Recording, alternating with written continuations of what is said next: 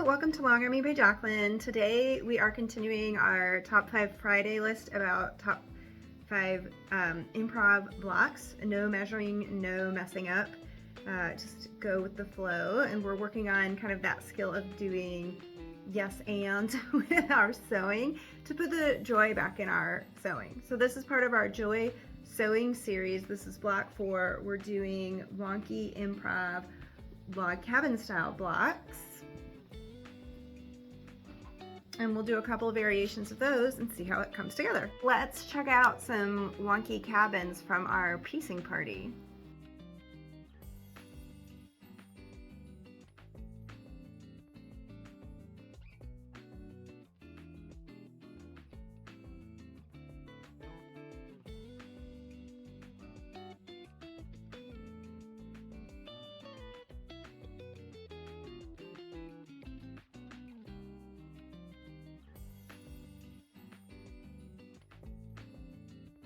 And so unfortunately in my piecing party, I didn't get a lot of video. We got some stills, so we're gonna do the tutorial part today. There's lots of variations on how this can go. It's a wonky improv block, so yours will of course not look like mine. So I had these squares that were left over from a project that a friend of mine did, and I was hoping to fussy cut this vintage sewing machine, and this is the best square I could find because they're already cut, so I'm not fussing cutting this from yardage where I can find this motif nicely centered. So all I'm going to do, what you want to do for yourself for your center, which can have a fussy cut image or can just be any scrap you want, but what you do want is to clean it up so there are straight sides. There do not have to be 4 sides.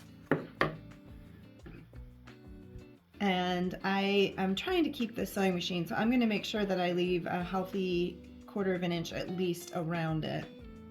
So it doesn't have to be 4 sides, and this is a little bit sort of jutting out, pointy.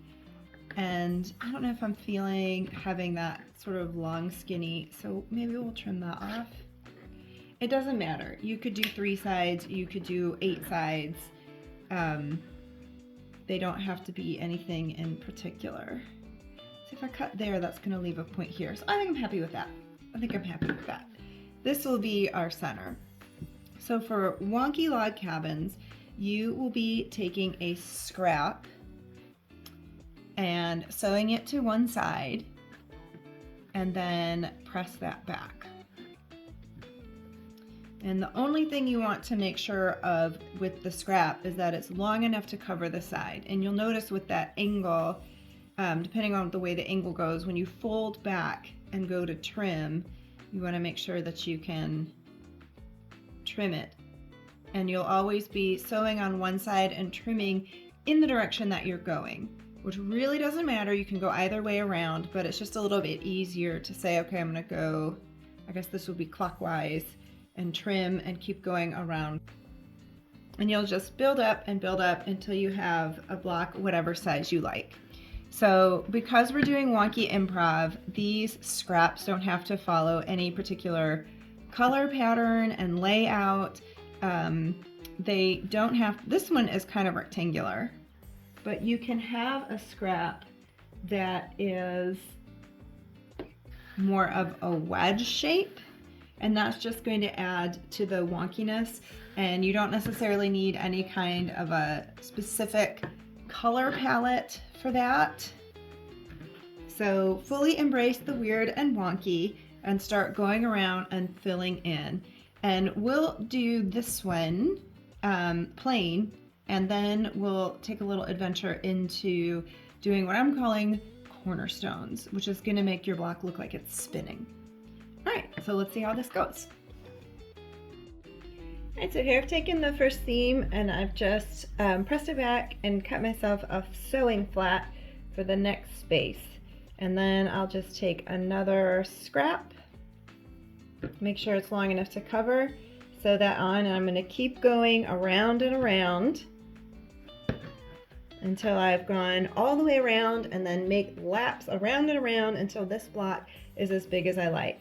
And remember that your scrap can be sort of a wild wedgy shape to start with, or if you tend to have a lot of more rectangular scrap, or you're using leftover jelly rolls or 2.5-inch strips, something like that, you can sew them on square and then trim them as wonky as you like to get that fun scrappy character.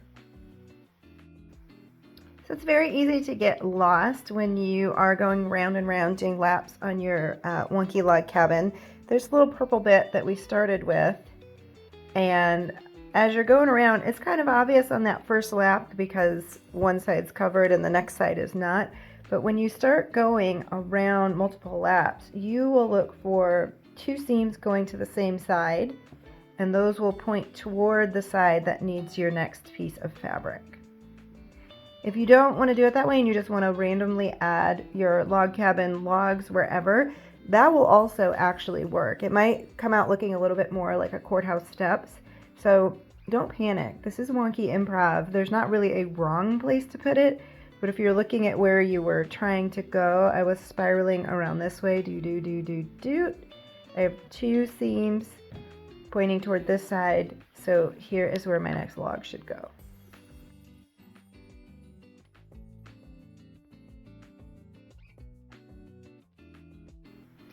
So I'm just trimming my block, and as you can see, I'm starting to develop a corner that's really long and pointy. And if that starts to be an aesthetic that you don't love, or for whatever reason you don't like it, you can just take, this is a 5-sided bit here, and I guess it's come down to 4-sided. I could just trim that off and make another flat here and have this not be quite so jutting out and pointy. So don't be afraid to change the shape of this block as you go. Just because you started with a certain shape doesn't mean you're locked in. So here these overlapped and I lost a side. I could put it back if I wanted. So I've gone around. I was going to go 3 laps on each side, but I feel like this block is big enough, and you can leave your block sort of wonky or put a square ruler on top and trim it to a square. Either way will work perfectly for this project. If you're liking this video series so far, please subscribe to the channel. It helps us a lot every time you share, like, comment. Even if you don't like what I'm doing and you comment about that, I would love that. Alright, so we're going to make a similar block, and you can again put anything in the center that you want. In fact, let me actually go ahead and take maybe this little bright piece so we can tell the difference between the 2 blocks. And this time we're going to do like a cornerstone that's going to help this appear to spin. So first, let's cut this down into a little bit more interesting shape. That's a little bit too square for me. That's a little bit more interesting, and it's going to start just the same. And there's 2 ways to go about this. So I could take a strip and sew it on, pressing it back, and then find an accent color that I like and snowball the corner in the direction that I'm going every time. And it doesn't matter which side you do, as long as you're sort of consistent, you'll get that spinning illusion. So I could snowball that. And then the other way to do this, for if you prefer, is I could take my accent bit, sew it to the end of the strip, and then sew that into place. So really, this will give you a little bit different shape than the other way, but the only difference is, am I sewing this to the strip before I add it, or am I adding the strip and using this chip to add an accent corner? So I've done a sample where I snowball after the fact. So I'm going to do a sample where I add my accent cornerstone to each strip before I sew it on, just to show what that would look like. Again, it's your quilt, so experiment. Try it one way, try it another way, and see which way you like. See the differences that you can produce in your improv blocks. So I know we've done all these exercises to get away from thinking too much about your color scheme and trying to coordinate and make it overly fussy, sort of break those habits to give you permission to try new color combinations. But for this one, if you have an accent color, you want to be able to see the pattern that you're creating. So you do want to have a little bit of a rule, figure out what you want your accent color to be, and then just have everything else be different enough from that this is going to be able to pop. So I'm going to go with sort of cooler tones, and I'm going to go with red for my accent. So I'm not trying to be matchy-matchy. I mean, there's still a lot of joyful cacophony happening in my scraps, but it's enough that when you glance at the block from a distance, you'll see that this is the accent color and you'll see it popping off the page. We're starting to see the cornerstone pattern appear, and you can see there's two seams headed this way. So my next log will be going here. And because I'm doing the red at the end, I can also see that it's going to go up here. So I did the red accent, they're spiraling. Alright, so here we've got a finished block, and you can see that the red accents are starting to chain across the block. I've done 3 laps around to kind of give the idea.